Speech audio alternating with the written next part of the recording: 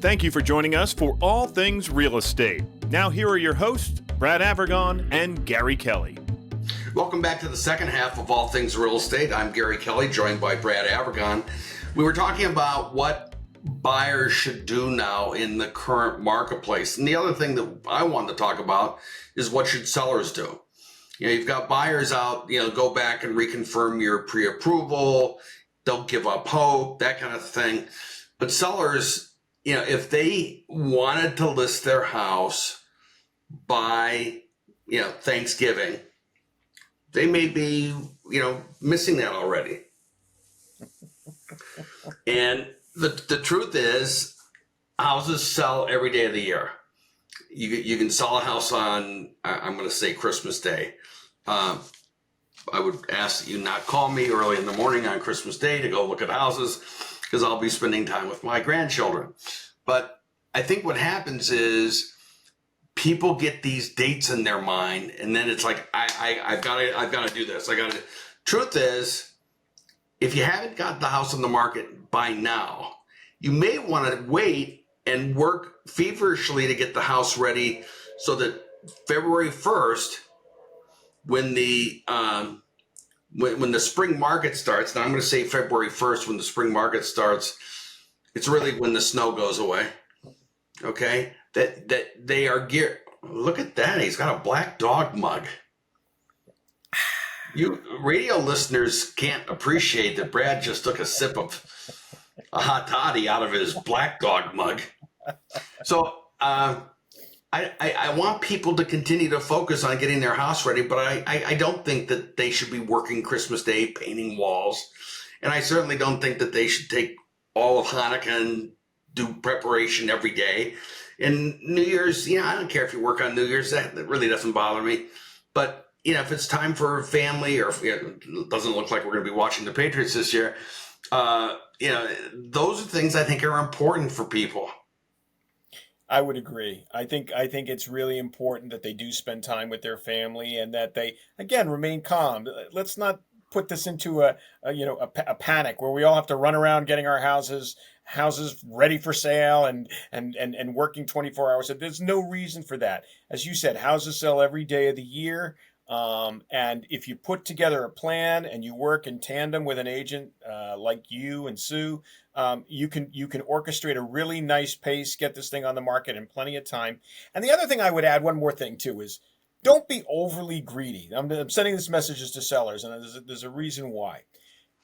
The market has been a little bit frantic over the last couple of years, and it created an environment where almost people thought the sky's the limit. I'm going to create this crazy bidding war on my home, and people are going to be lined up around the corner. That ship has sailed. Those times were just like interest rates being super low. Those crazy prices were not normal. That is not what a normal market is. And I encourage listeners and viewers to listen to your real estate agent. Case in point, so I'm working with an agent and a client, a buyer this weekend, and there was an open house coming up. And this is last week. And we tried to get the house off the market before the open house. So they offered a premium above the asking price for the property. The sellers turned it down and said, we're going to go for the open house. We're going for broke. We think it's going to be a line around the corner, and so forth and so on. Well, they had their open houses. The weekend came and went, and they had no offers on the property. So when we submitted our offer again, we didn't come in offering that premium.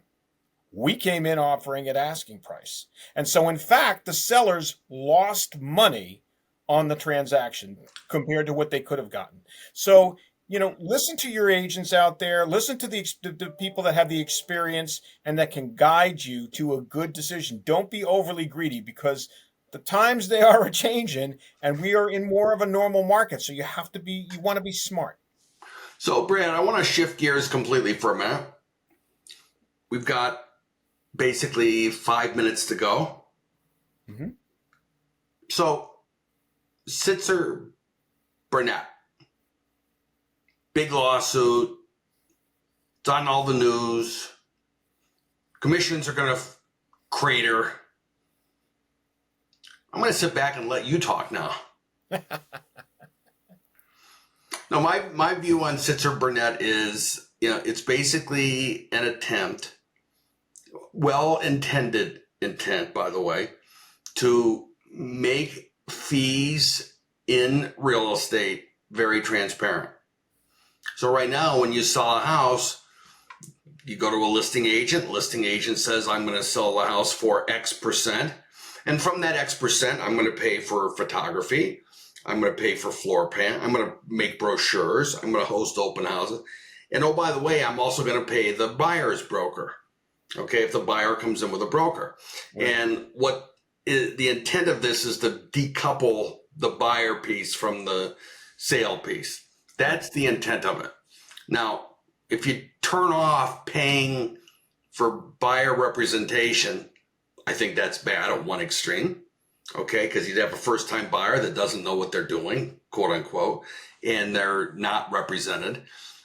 Conversely, the seller wants to, they're choosing the listing agent, and the listing agent is subcontracting basically to a buyer agent. And is that wrong? Is that wrong? Apparently it is. So the idea now is full transparency. We don't know how that's going to play out yet. What forms, what changes. One of the big things at first was that it used to be on MLS that you could not, as a listing agent, offer $0. It had to be $1 or above. Well, now you could offer $0. I don't look at that as earth-shattering, but I do think that it's going to turn the real estate business a bit on its ear. So what are your thoughts as from a loan officer and long tenured person in real estate perspective? So, Gary, I go back to the dark ages. I go back to when there wasn't a buyer agency. There was the listing agent and the selling agent. That's what we referred to him. And the selling agent basically said to the buyers, listen, I have to be fair with you, but I technically represent the seller. And then the listing agent said, I technically represent the seller. So technically nobody was looking out for the buyer, and nobody with experience. And oftentimes it was challenging for buyers. Again, the selling agent tried to be fair and tried to be honest, but it was tricky. When buyer agency came around, it was a good thing because buyers could have someone whose fiduciary responsibility was to that of the buyer, meaning their financial responsibility was to advise and guide the buyer in the best way that they knew how. And they not only told the buyer that, but they disclosed that to the listing agent and say, listen, I'm on the other side of this transaction. I know my fee is being paid by your seller because you're agreeing to share half of your fee with me, but my allegiance is to the buyer. And I think that that's really important because in this type of transaction, in this type of business, what you don't know can hurt you.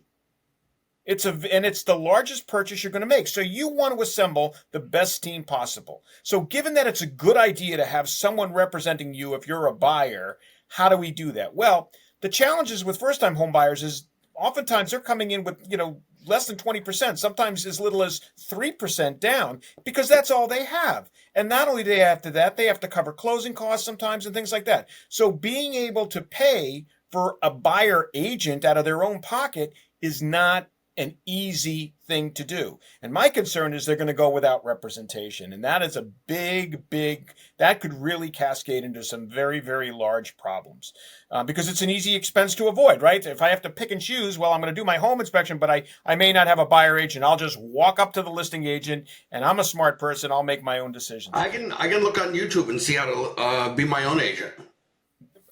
There you go, right? So I think there's a lot of danger in that. Now, fortunately, in Massachusetts, we are in an attorney state. So what that means is that attorneys conduct closing, and you can usually get an attorney to try to help advise you at purchase and sale. But candidly, by the time you've engaged in that offer is a legal contract, and it's very hard to change those terms and conditions if you happen to make a mistake. So I'm a big fan of buyer representation. I think how they structure it, that's up for grabs. But right now, the good news is everything is as it was. Nothing has changed legally in Massachusetts. So everything is as it was. When you get a buyer agent, that buyer agent is technically representing you. And, we'll see where things go.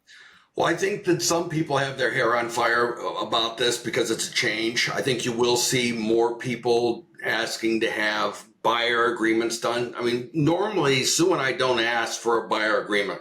We work with someone. If they like it's great. If they don't like us, we don't want them to be, tied into us. But you've got people now that are saying, listen, if you just can't go out and use anyone. You've got to, have an agreement where you're tied in. And I think that makes a certain amount of sense.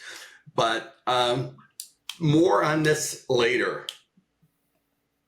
Brad, if someone wants to reach you, how would they do that?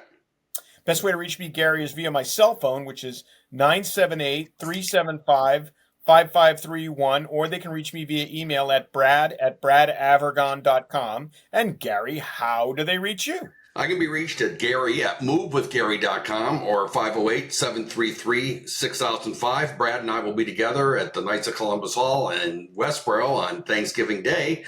So don't hesitate to swing by and meet us if you want. Anyway, thanks all, and happy Thanksgiving. Happy Thanksgiving, everyone, and we all have so much to be thankful for. Happy Thanksgiving. Be well. Once again, thank you for watching All Things Real Estate. If you have any questions, feel free to reach out to Brad or Gary.